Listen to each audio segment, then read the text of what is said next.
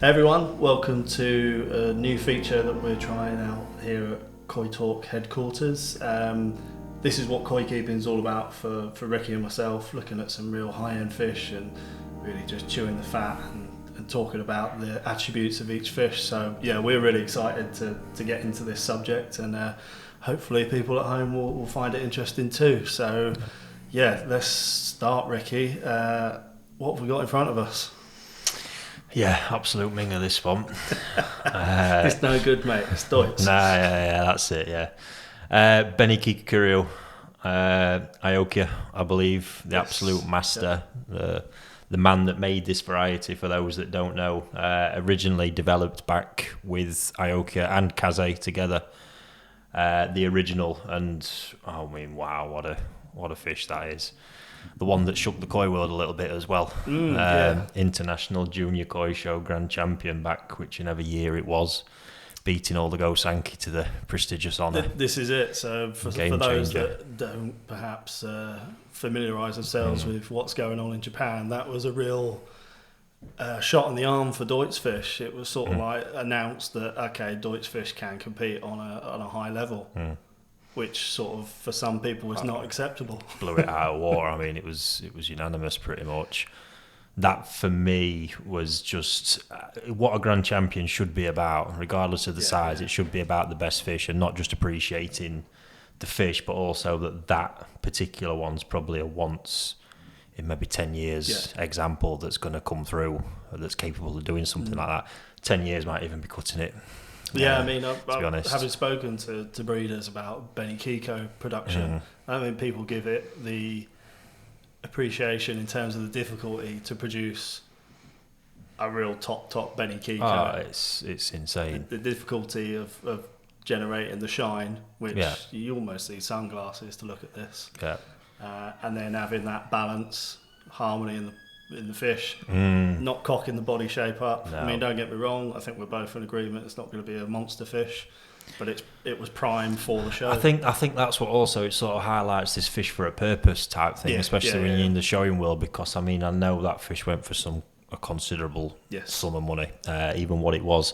Small Nisai, it might have been older, I don't actually know, but I know it's certainly not Tosai. And you actually, when I look at it, I can see in there that I would actually say there's a mild body deformity to it, making it slightly short towards the back. If you look at it, it's very, very thick at the peduncle, and just looking at the tail, we can see it's possibly running a little bit long.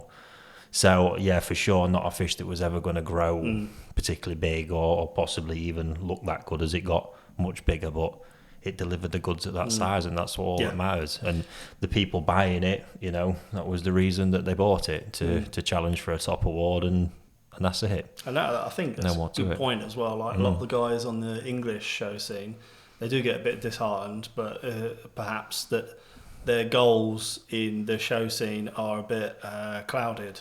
They're buying a fish that they might win at size 2, they might want to win at size 3, size 4, size 5. Very few fish move through the ranks and continuously progress. Not reality, is it?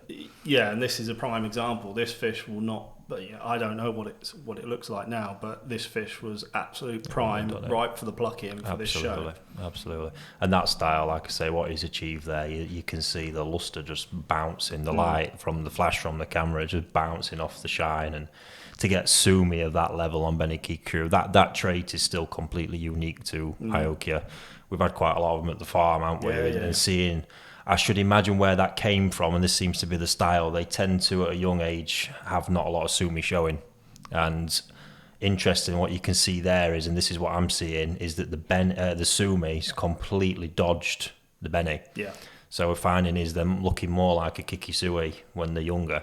And then all of a sudden, Sumi's just coming from nowhere. So those silvery background areas, I'm always looking at that as if it's going to be Sumi when I'm selecting them. Yeah. And 9 times out of 10 now, it's exactly how it's played out and happened. But the fascinating trait with them is how I'm seeing that Sumi come through. And like you can see, they're completely avoiding the Beni. It is fascinating to watch develop. And yeah, you can see it there. In some lineages, that bit of the peduncle at the back, I think the Sumi would have overwhelmed it. quite easily that'd have been a natural trait, and we're seeing a lot of Kikokuryu as well. The sumi does press through the Beni quite a lot. Yeah, there's just this style is still completely unique to that breeder, and hats off to him. Yeah, to generate that tone in the Beni, that rich, and then to have it floating. Yeah, well, that's almost what it is. It's like the floating Beni of a Goshki almost in what it's in how it's performing, but with obviously a ridiculous metallic gloss on it, which again is probably something that people don't naturally. They just go, it's a metallic fish, it has to be metallic, but to what degree? Yes, it is just it can. This fish with a fairly matte expression would not be the fish. It wouldn't be a patch of what it is. No. With a high sort of luster, that's the difference. Absolute rock. It's actually the first variety I had a fascination with when I'd started in koi keeping. He was literally, I think he just created the first generation of them. And I remember back then I managed to get my hands on one, but certainly didn't quite look like that. It's one he's mastered. Hats off to him. Yeah, it's love looking at this fish. Have done for many years. I remember when it sort of burst onto the scene, so to speak.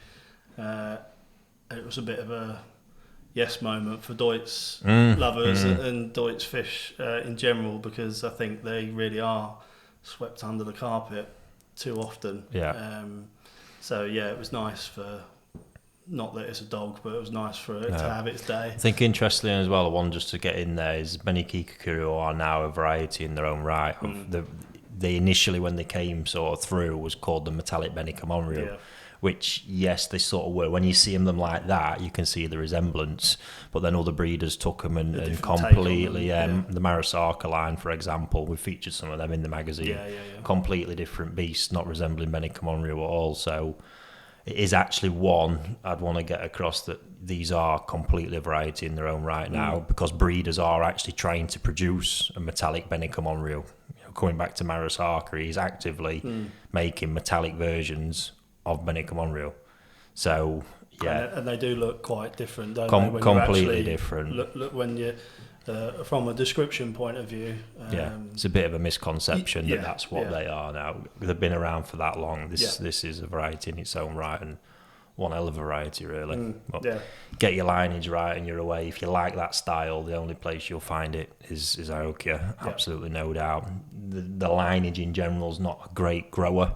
I sort of like up to 60-ish cm is where you're going to cap it, and they struggle with the body a lot getting through them sizes as well, especially the female ones. So if you like the variety but want them bigger, you need to be looking more Marasaka, Ikarashi Azumi, where we've seen them.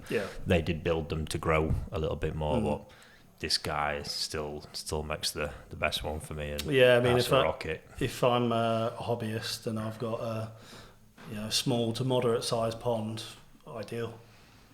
Yeah, it's just another take on it, isn't it? And that is something that farm, again, specialises in. A lot of his best fish are all in them smaller sizes. Because he knows he plays to the strengths of the variety. Which is another smart thing. You put the fish first. Push this fish and it probably would be worth a fraction of what it was. Yeah, and it's a skill.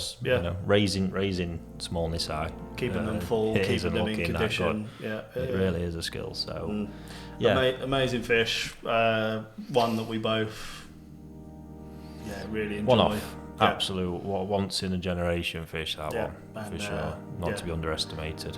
Love it. There we go. So. Hope you've enjoyed this little snippet and learnt a thing or two. And we'll see you on the next one.